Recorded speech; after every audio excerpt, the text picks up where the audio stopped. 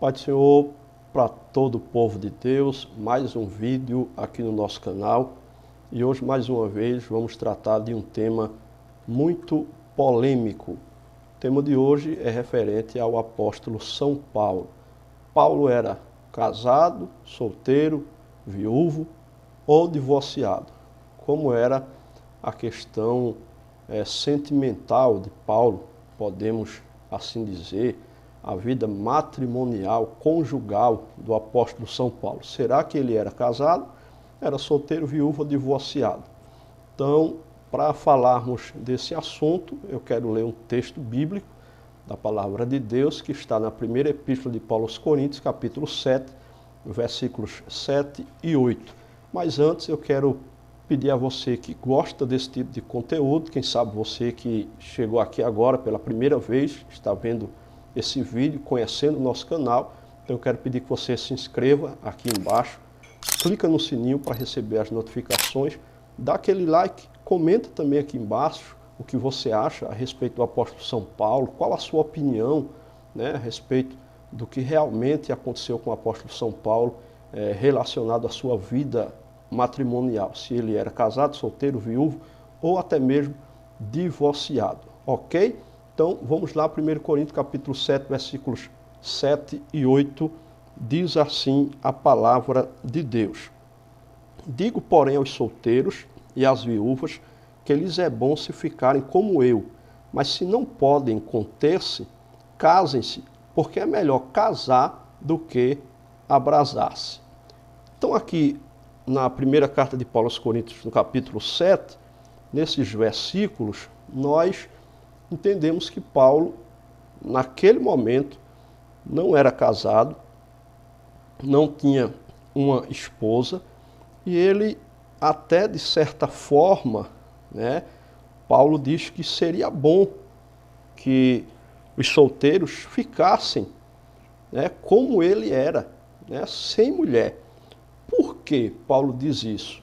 Em primeiro lugar, é necessário entendermos, porque lá em Gênesis, o próprio Deus falou, não é bom que o homem esteja só. Paulo aqui não está contradizendo o que Deus falou no início, lá em Gênesis, mas sim se referindo à questão da liberdade em fazer a obra de Deus. Afinal de contas, a Bíblia diz que são os solteiros que fazem a obra do Senhor e os casados cuidam da esposa, da família. Não que não faça também a obra de Deus, mas os solteiros têm uma liberdade muito maior de fazerem a obra do Senhor. Então Paulo, ele aconselha aos irmãos, aos coríntios, de que ficassem assim como ele. Mas se não podem conter-se, casem-se, porque é melhor casar do que abrasar-se, ou seja, fornicar, fornicar, viver em fornicação, tendo relações sexuais fora do casamento, que é pecado segundo as Escrituras Sagradas. Então, o apóstolo Paulo, ele foi um homem muito usado por Deus, que foi levantado por Jesus como apóstolo dos gentios, e ao longo da história a gente vê que os estudiosos eles têm se dividido quanto ao estado civil do apóstolo São Paulo. E existem muitas especulações, dizendo até mesmo que ele era casado, outros que ele era solteiro, outros que ele era viúvo, outros que ele era separado. E essa curiosidade bíblica, é claro que não altera a verdade de quem foi o apóstolo Paulo, que ele foi um homem escolhido por Deus para desempenhar um papel ímpar na história da igreja cristã. Agora, veja só, dificilmente, na minha visão, Paulo, ele era solteiro, Aqui, ele não era casado, mas dificilmente ele não tenha sido em algum momento do seu ministério. Desde os tempos dos pais da igreja, alguns intérpretes têm sugerido que dificilmente o apóstolo Paulo era casado. Aí já são outros estudiosos que têm outro tipo de visão. Para embasar essa sugestão, as pessoas recorrem principalmente ao que Paulo fala sobre sua situação aqui no capítulo 7, né, de 1 Coríntios ao tratar da questão do casamento. Então alguns dizem que por ele falar tão bem da vida de solteiro, de não ter uma vida matrimonial, e até aconselhar para que outros ficassem daquela mesma forma, né? Então alguns acreditam que realmente Paulo nunca se casou. A questão é que Paulo usa expressões como permaneçam como eu vivo e como eu sou, mas não especifica a qual estado civil ele se refere. De fato, ele tem em mente o celibato, isso significa que ele próprio era celibatário, mas ele não especifica aqui se ele era viúvo, se ele era divorciado, ou se ele realmente era um solteirão, como assim chamamos hoje, que nunca casou. Então não tem uma especificação dele aqui, e nem tem nenhum versículo na Bíblia que fale o nome de uma possível ex-esposa de Paulo que tenha morrido, ou que tenham se separado, e assim sucessivamente. Já alguns teólogos dizem que provavelmente Paulo tivesse sido casado, pelo menos isso faria um pouco mais de sentido, né? Considerando a sua atuação dentro do farisaísmo. Paulo era fariseu e para fazer parte do Sinédrio, né, tinha que ser casado, para ser membro do Sinédrio tinha que ser casado. Então, no geral, os judeus eram ensinados que deveriam se casar, e Paulo era muito comprometido com as tradições do seu povo. Ele era um fariseu assíduo, fiel, né? Também argumenta-se que os membros do Sinédrio tinham que ser casados. Inclusive, para que alguém fosse ordenado rabino, o candidato deveria ter casado.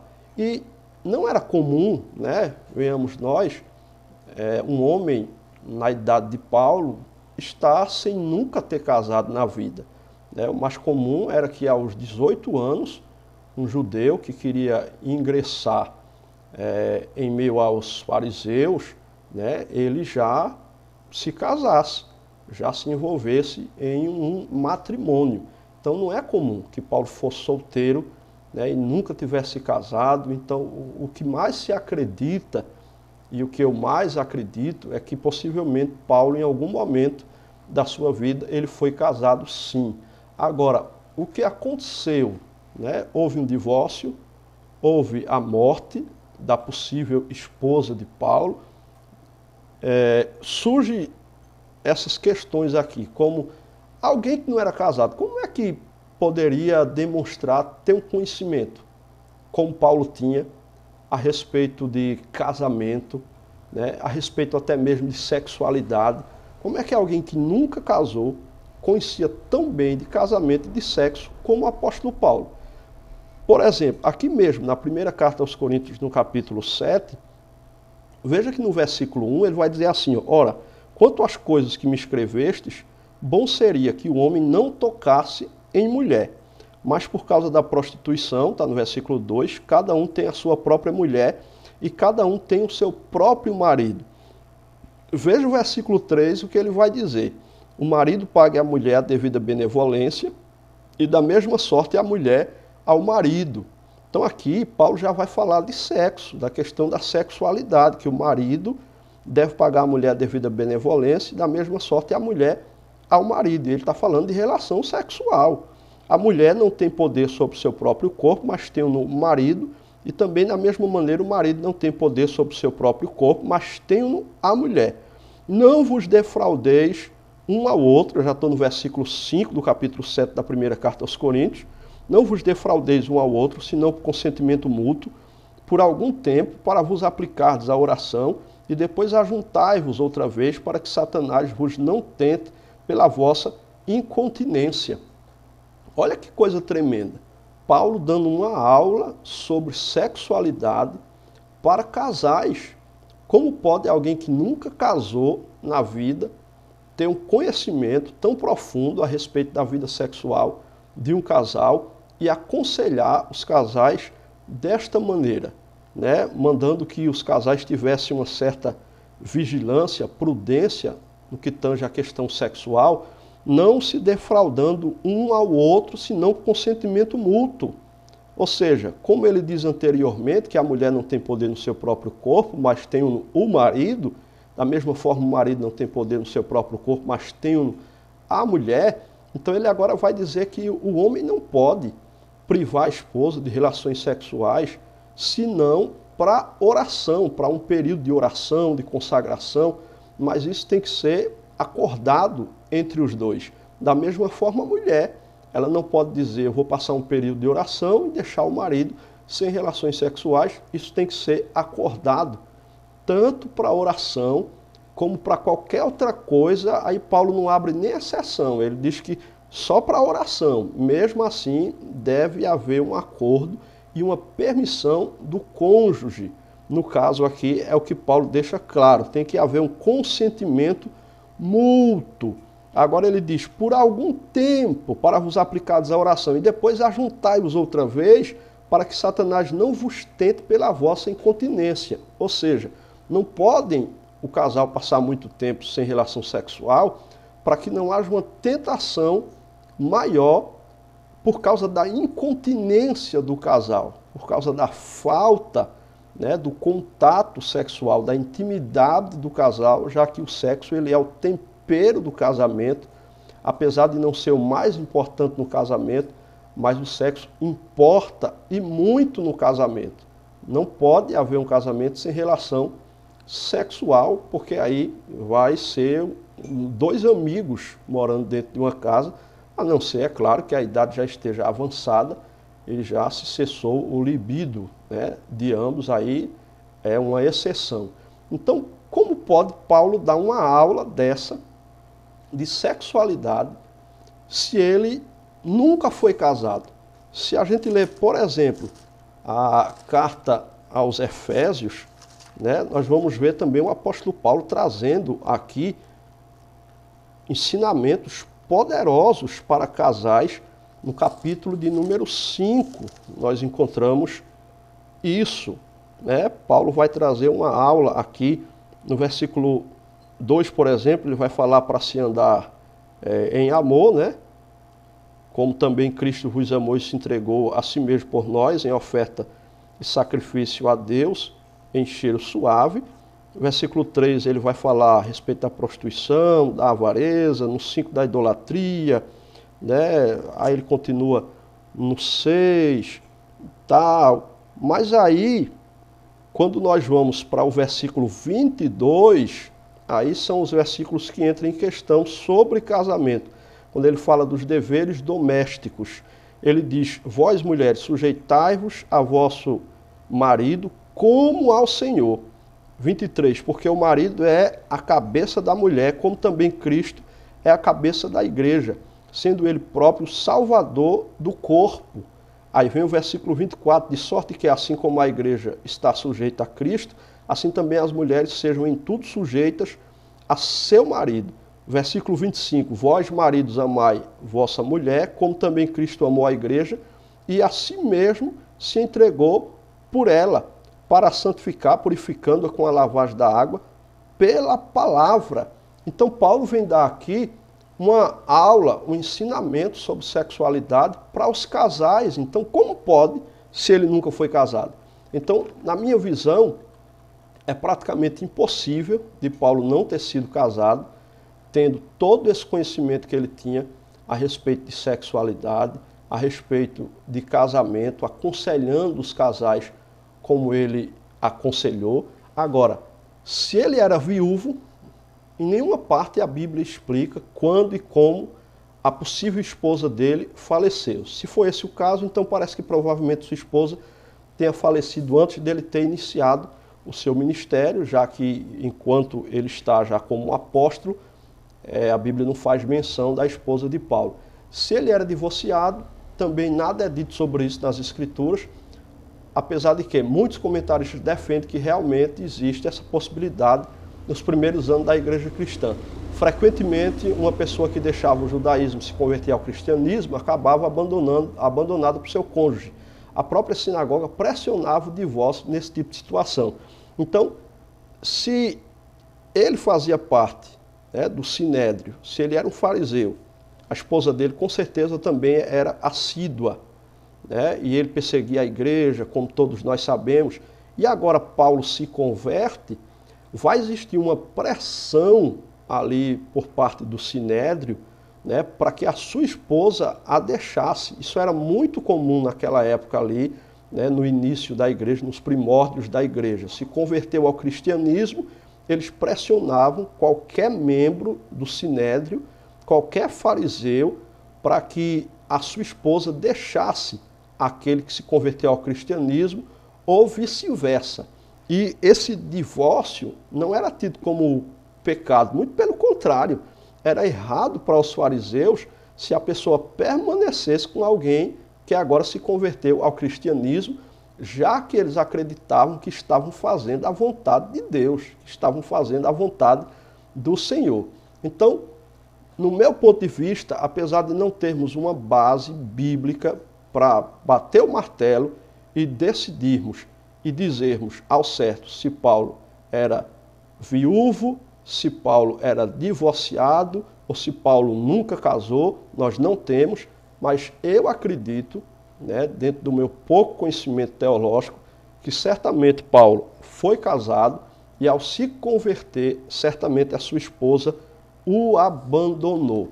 Tanto é que o apóstolo São Paulo, ele vai falar, né, aqui mesmo, acredito eu, no capítulo 7 da primeira carta aos Coríntios, né, se você ver o versículo 10, ó, ele diz assim, ó, todavia aos casados mando não eu, mas o Senhor, que a mulher se não aparte do marido. Se porém se apartar, que fique sem casar, ou que se reconcilie com o marido, e que o marido não deixe a mulher. Mas a outros digo eu, não o Senhor. Se algum irmão tem mulher descrente, e ela consente em habitar com ele, não a deixe. E no versículo 13, e se alguma mulher tem marido descrente, e ele consente em habitar com ela, não o deixe. Aí veja só o 14, porque o marido descrente é santificado pela mulher, e a mulher descrente é santificada pelo marido. De outra sorte, os vossos filhos seriam imundos, mas agora são santos. Agora veja o versículo 15 o que diz, mas se o descrente se apartar, aparte-se, porque neste caso o irmão ou irmã não está sujeito à servidão, mas Deus chamou-nos para a paz. Então o que é que Paulo está falando aqui? Ó, o homem e a mulher, ambos não servem a Deus. O homem se converte, a mulher quer continuar com ele, o marido vai santificar a esposa. A mulher se converte, o marido não, mas querem continuar, a mulher vai santificar o marido. Agora, se o descrente ele quiser se apartar da esposa que se converteu, ou se caso a esposa quiser se apartar do seu cônjuge que se converteu, Paulo diz que nesse caso o irmão ou a irmã não está sujeito à servidão, né? Então nós vemos que muitos estudiosos, pregadores, falam que existe somente uma opção para o divórcio, que é o adultério. Paulo aqui, ele abre ênfase para outra opção, quando a pessoa é abandonada, porque se converteu e o cônjuge não aceita que ele tenha se convertido. Então alguns teólogos acreditam, entre eles eu também faço parte desse grupo, né, que na verdade o apóstolo Paulo estava talvez fazendo uma defesa própria e falando, quem sabe, do que aconteceu consigo mesmo, né, dele ter se convertido e a mulher, por fazer parte também ali dos fariseus, né, do Sinédrio, ela tenha o abandonado. Então, se ela o abandonou, ele agora está livre. Só que ele aproveita esse acontecimento para se dedicar somente à obra de Deus e seguir o celibato. Não é fácil, mas acredito eu que pelo um dom de Deus que foi lhe dado, ele começou a se entregar e a se empenhar só em fazer a obra do Senhor. Então é isso que eu acredito, que possivelmente Paulo era casado, mas quando se converte, a mulher o abandona porque foi pressionada até mesmo pelos integrantes do Sinédrio. É nisso que eu creio, mas não temos nenhuma convicção de falar que realmente é o que a Bíblia diz, porque não é. A Bíblia não fala nada, apenas historiadores, estudiosos fazem especulações, né? Então a Bíblia não dá detalhes sobre se Paulo era casado, divorciado, se Paulo ele foi abandonado ou era viúvo, ou se Paulo era solteiro. Todavia a Bíblia não dá detalhes. mas volto a dizer, é o que eu acredito, que ele era casado e que foi abandonado ao se converter. Eu espero ter tirado as suas dúvidas e ter clareado um pouco a sua mente para essa questão, né, da vida matrimonial ou do estado civil do apóstolo São Paulo. Mas volto a dizer que, independente dele ter sido casado ou não, nada tira, né, os méritos do apóstolo São Paulo de ter sido o homem de Deus que foi, muito usado por Deus para esclarecer o evangelho, principalmente para os gentios e para abrir também o entendimento de muitos judeus a respeito da salvação, que agora foi também ampliada a todos os povos. Como disse Jesus em João capítulo 1, versículos 11 e 12, ele veio para o que eram seus, mas os seus não receberam, mas a todos quanto receberam, deu-lhes o poder de serem chamados filhos de Deus. Ok? Então, agradeço a Deus pela sua vida, por você estar comigo até agora e quero lhe pedir, se você quiser crescer mais no conhecimento das Escrituras, aqui embaixo eu vou deixar o link na descrição do curso Qualidade Bíblica. Esse é um curso de hermenêutica, onde você vai aprender a interpretar a Bíblia de Gênesis a Apocalipse. Aqui embaixo também eu vou deixar o Pix da Assembleia de Deus Ministério Chama Viva, e se você quiser contribuir com o nosso ministério, faça um Pix, mande a sua oferta, a sua contribuição, e eu tenho certeza que Deus vai fazer você colher aquilo que você estará semeando, ok? Deus abençoe tua vida, tua casa, tua família, em nome de Jesus.